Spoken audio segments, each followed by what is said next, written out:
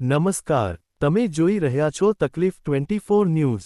રાણપુર તાલુકા પંચાયત અને બોટાદ જિલ્લા પંચાયતની ચૂંટણીના પરિણામો હવે સ્પષ્ટ થઈ ગયા છે અને આ પરિણામોમાં એક સ્પષ્ટ સંદેશો સામે આવી રહ્યો છે।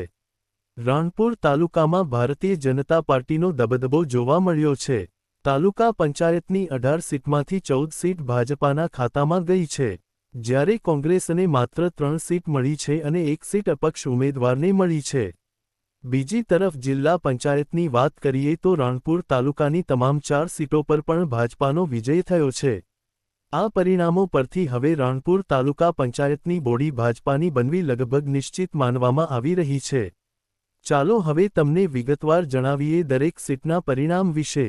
રાણપુર તાલુકામાં મતગણતરી પૂર્ણ થયા બાદ સ્પષ્ટ થયું છે કે જનતાએ આ વખતે ભારતીય જનતા પાર્ટી પર વધુ વિશ્વાસ વ્યક્ત કર્યો છે।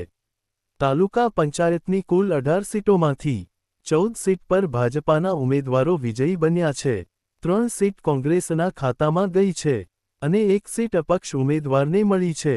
આ આંકડાઓ દર્શાવે છે કે રાણપુર તાલુકામાં ભાજપાનું સંગઠન અને ચૂંટણી વ્યૂહરચના મજબૂત રહી છે।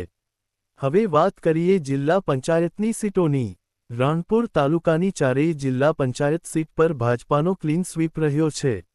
જાડીલા સીટ પરથી ભાજપાના લીલાબેન વિનુભાઈ સોલંકી વિજયી બન્યા છે। નાગનેશ સીટ પરથી ભાજપાના ભરતસિંહ ભગવાનભાઈ ડોડિયા વિજયી બન્યા છે। રાણપુર સીટ પરથી ભાજપાના પરેશભાઈ નરસિંહભાઈ સલૈયા વિજયી બન્યા છે। ઉમરાળા સીટ પરથી ભાજપાના કૈલાશબેન વિનોદભાઈ સોલંકી વિજયી બન્યા છે। જિલ્લા પંચાયતની તમામ 4 સીટોમાં ભાજપાના વિજયથી સ્પષ્ટ થાય છે કે તાલુકા સ્તરે પણ ભાજપાનું પ્રભાવ મજબૂત બન્યું છે। રાજકીય વિશ્લેષકોના મત અનુસાર આ પરિણામો આગામી સમયમાં તાલુકા પંચાયતની બોડી રચનામાં ભાજપાને સીધો ફાયદો પહોંચાડશે।